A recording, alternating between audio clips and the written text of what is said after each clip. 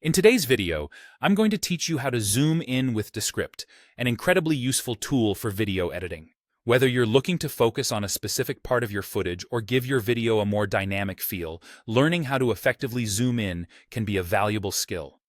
Let's dive in and break down the steps you need to take to achieve a smooth zoom effect in your project. First things first, we need to import your video into Descript. To do this, simply drag and drop your video file into a new project within Descript. This intuitive action will initiate the video import process, allowing you to start working with your footage right away. Once the file is successfully imported, you'll see it appear in your timeline, ready for editing. With your video in the timeline, the next step is to open the Clip Inspector. This is an essential tool within Descript that gives you detailed control over your video clips.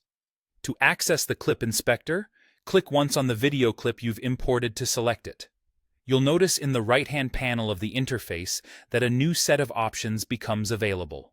Look for the button that resembles a small wrench.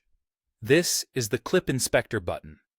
Go ahead and click on it to open the Clip Inspector. Now let's talk about adjusting the zoom level on your video. Once you're in the Clip Inspector, focus on the Layout section. Here, you'll find the W, which stands for width, and H, which stands for height, fields. These fields determine the size of your video. To zoom in, you'll want to increase these values above 100%.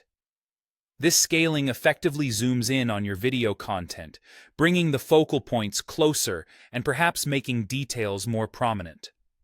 One crucial tip to remember as you adjust these values is to ensure the link icon between the W and H fields is active.